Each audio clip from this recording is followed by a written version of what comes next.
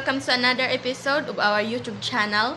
For this video, I will discuss to you about the evolution of media.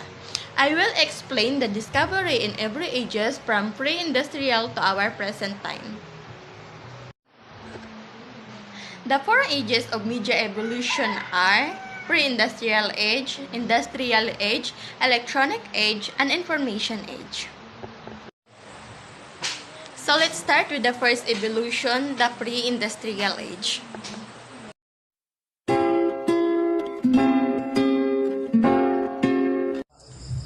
Pre-industrial age from 750 to 1850. Pre-industrial society refers to social attributes and forms of political and cultural organization that were prevalent before the advent of the Industrial Revolution. It is the time before there were machines and tools to help perform tasks in maze. Pre-industrial societies vary from region to region depending on the culture of a given area or history of its social and political life. In this era, people discovered fire, developed paper from plants, and forged weapons and tools with stone, bronze, copper, and iron. Examples of media developed from pre-industrial age are cave painting, papyrus paper, and clay tablets.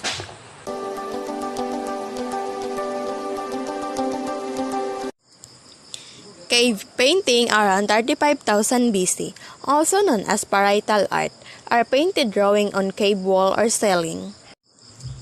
The painting in the cave are remarkably similar around the world, with animals being common subject that give the most impressive images. Humans mainly appears as image of hands, mostly hand stencils made by blowing pigment of a hand held to a wall. The exact purpose of the Paleolithic cave paintings is not known. Evidence suggests that they were not merely decoration of living areas, since the caves that they have been found do not have signs of any ongoing habitation.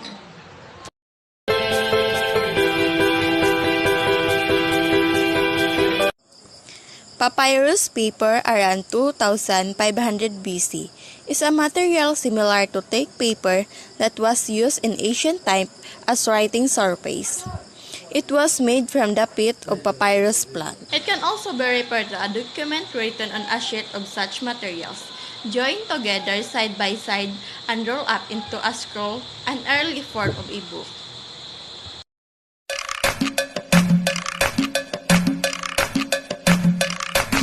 Cuneiform characters were imprinted on a wet clay tablets with a stylus, often made of red. Once written upon, many tablets were dried into the sun or air, remaining flagged.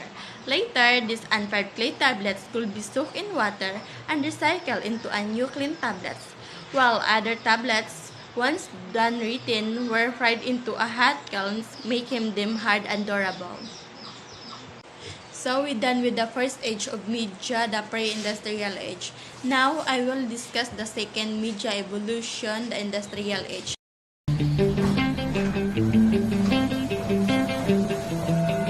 Industrial age is a process of change from agrarian and handicraft economy to one dominated by industry and machine manufacturing. In this age, people discovered stone, shell, clay, metal, papyrus cloth, and paper. The media developed in this age are printing press, typewriter, motion picture, telegraph, and telephone.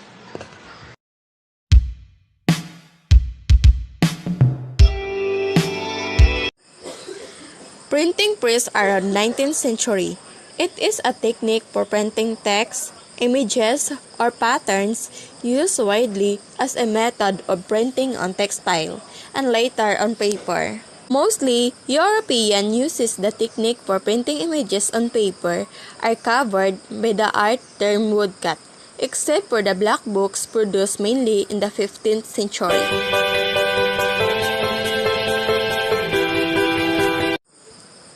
Typewriter around 1800 is a mechanical or electromechanical machine for writing characters similar to those produced by printing movable type. It operates by keys that strike ribbon to transmit ink or carbon impression into paper.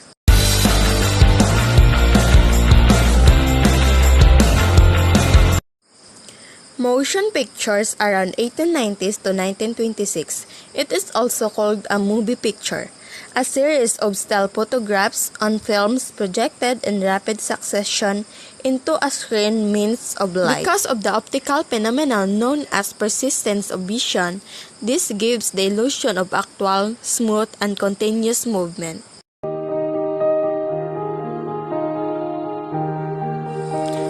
Telegraphs around 1830s to 1840s. Any device or system that allows the transmission of information by coded signal over the distance. It works by transmitting electrical signal over a wire lead between stations. It was developed by Samuel Morse.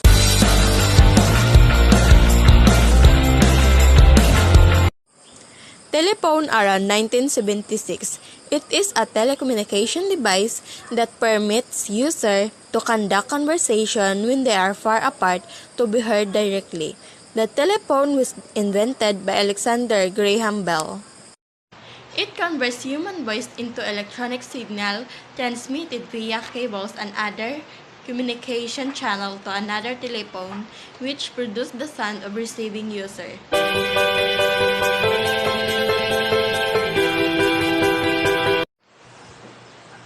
The third media evolution is the electronic age from 1930s to 1980s. This age is more on electronic devices, and the long-distance communication become more efficient. People harness the power of transistors that lead to the transistor radio, electronic circuit, and the earliest computer. The media developed in electronic age are transistor, transistor radio, television, first generation of large electronic computer and mainframes, and the last is earliest forms of personal computer.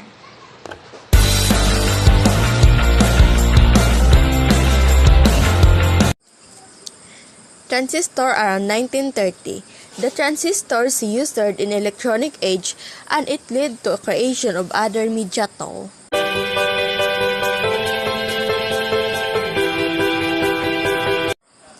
Transistor radio around 1954. It is a small portable radio receiver that uses transistor-based circuitry. Their packet size sparked a change in popular music listening habits to allow people listen to music anywhere they want.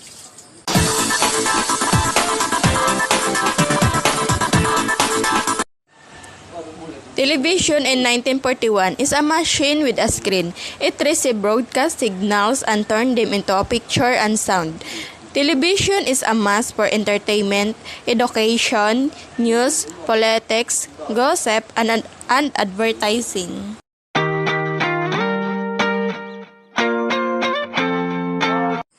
First generation of large electronic computers and mainframes are the first programmable general-purpose electronic digital computer, designed specifically for computing values for artillery range tables.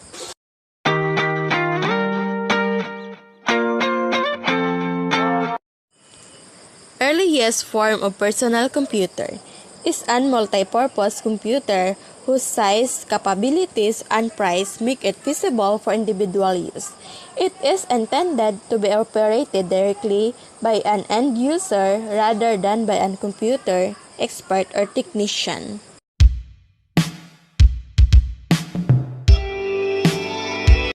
And the last evolution of media is the digital or information age from 1990s to present.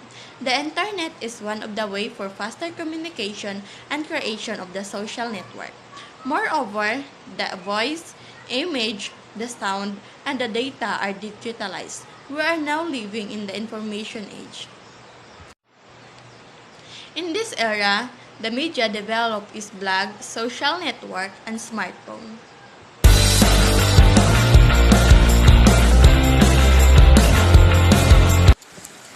Blogs in 1994 is a discussion or informational website published on World Wide Web made up of discrete, often informal diary style text entries.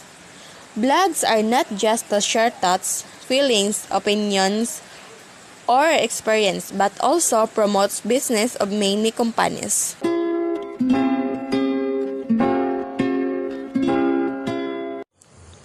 Social Network in 1997 is a dedicated website or application that enables users to communicate by posting information, comments, messages, video, or image.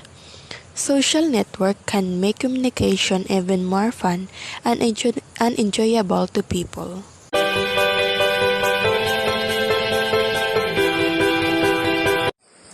Smartphones in 2000 is handheld personal computer operating system for voice communication. Almost all of the features of personal computer are stored inside, and it makes information and communication more accessible to all. The evolution of media explains us from old media to new media. It transformed the way we understand the world around us. It gives us a new perspective by allowing us to interact with one another through the use of internet. Media has a big significant roles around us. The purpose of media is to inform people about the current news and to tell about the latest trending and fashion. From the video I discussed, we'll learn about the 4 ages of media evolution, the discovery in every ages, and when the media started. So, this is the end of my video discussion. I hope you gain a lesson and see you to our next video. Bye!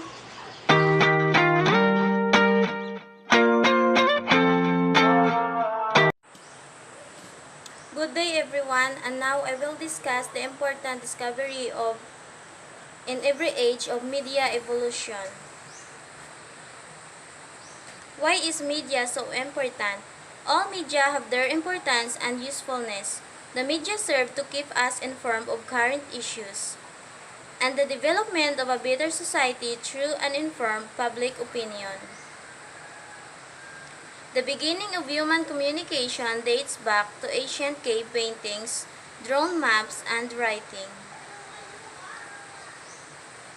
However, today we associate the word mass media to computers, internet, newspapers, magazines, and mobile phones.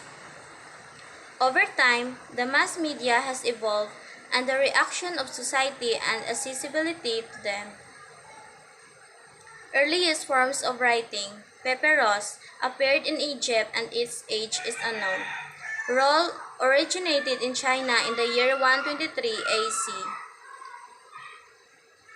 First printing press, Gutenberg was the first European to use the impression in 1439. Newspapers. In the West, the first newspapers appeared even in antiquity under the command of Julius Caesar in ancient Rome. Phone. Device invented around 1860 by Italian Antonio Meucci.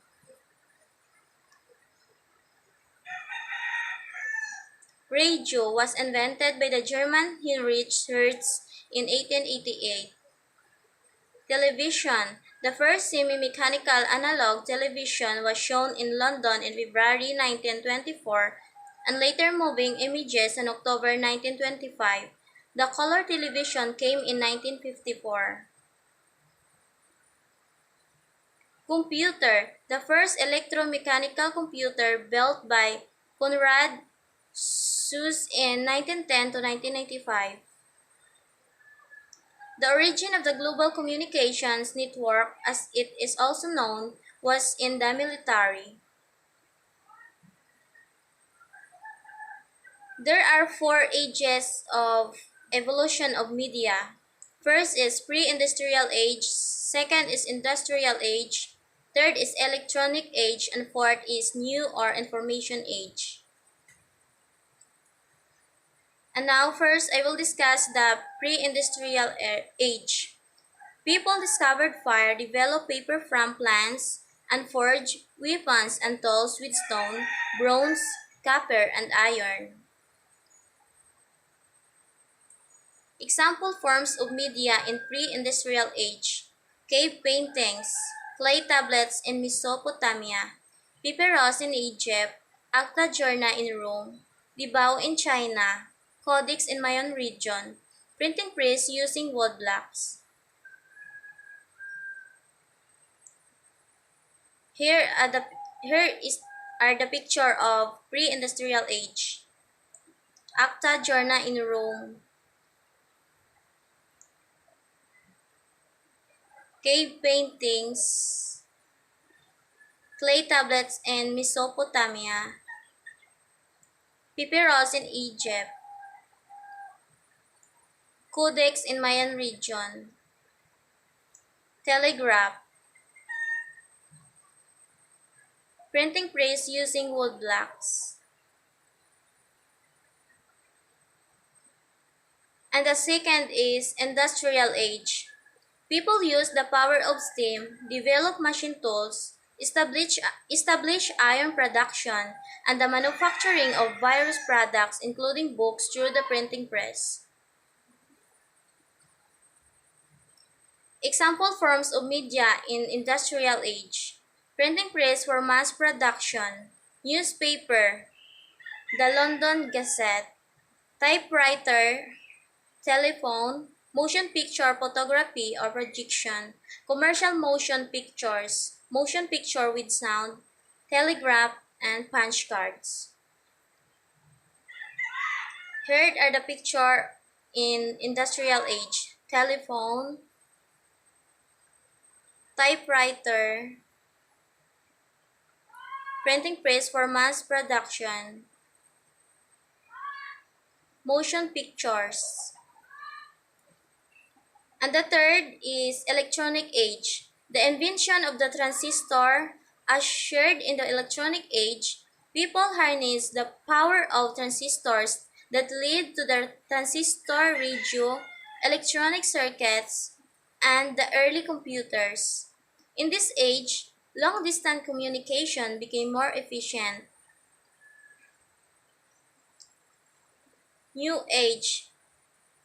Example: web browsers, Mosaic in 1993, Internet Explorer in 1995, Blogspot in 1999, WordPress in 2003, social networks, and Friendster in 2002, Multiply in 2003, FB in 2004, Instagram, microblogs, and Twitter in 2006, Tumblr in 2007, video and YouTube in 2005.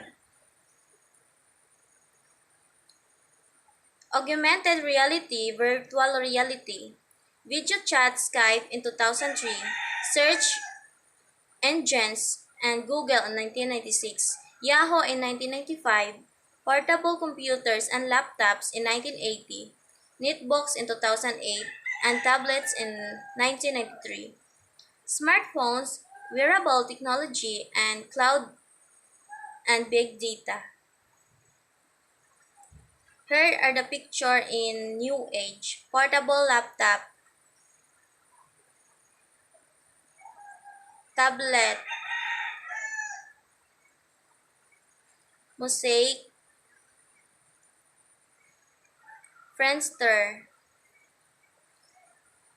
Internet Explorer, Skype, Google, Twitter, the Facebook, smartphones, wearable technologies. And the study of media history is important because it helps us understand the past, present, and future. Through an understanding of where the media came home, we can predict things by seeing how they happened before. The study of media history also gives us an identity. Through social media networks, we can create new friendships, express their views and opinions, and even create new identities. Social media also exposes students to a whole new way of learning. Research has shown that students who are frequent users of Social media are more innovative and exhibit better memory.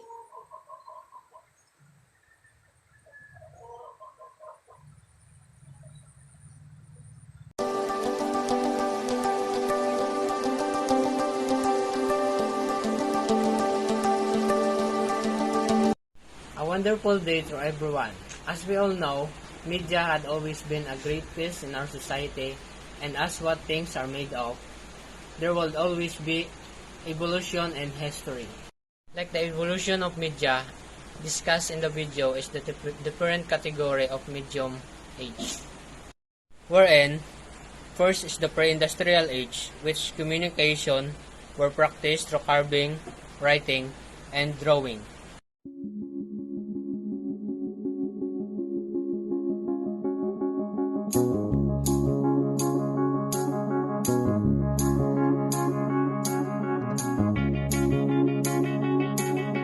Carving, era wherein signs of danger and instruction on how to kill wild beasts.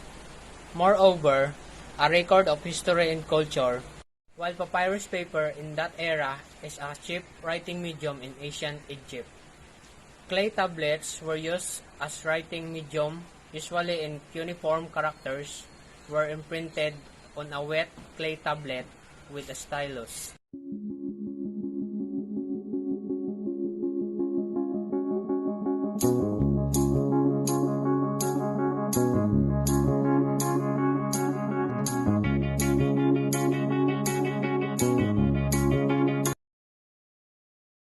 Meanwhile, in industrial age, machine tools and manufacturing products were developed such as book to printing press.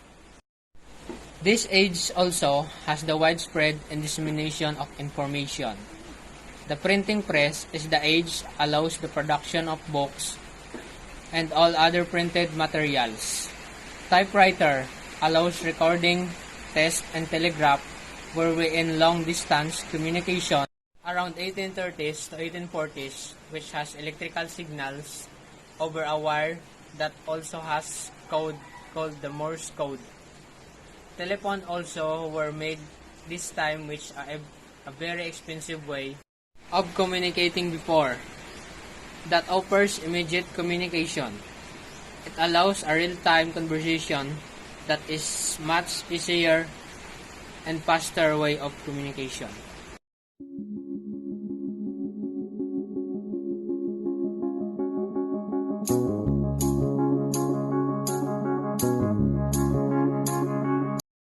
After industrial age, there goes the electronic age, which is the first generation of computers, wherein a transistor was created.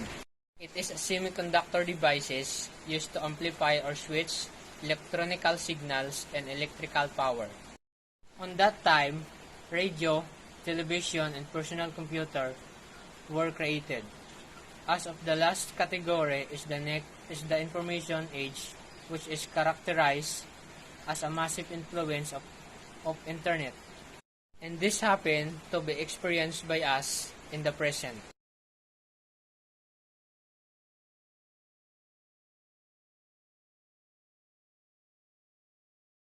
As a conclusion, I could say that evolution of media had marked a significance in the history. It makes us keep in mind that along things were processed that made through before it came to a success. Like how we are driving with the easy type of medium in communicating nowadays. So easy that we came to pass the line at times. In short, we tend to use it improperly. Reason why we go through its disadvantages. We should remember that we are the master of our own self. As what the one discussed said in the video, which highly means that we should never be under the influence of internet, but we should accountable of our actions, and that applying the right etiquette in using internet will do, because we all should be a responsible user. That using internet is a shared responsibility. How does it relate to social and cultural change? As we all know, internet and media have been part of our life since the time it was made. It will always reflect to us on how we communicate, our attitude and behavior towards things under the influence of media. It would always give us a different outlook in our society. So therefore, it is a huge piece of us, as we tend to develop and explore things throughout the time.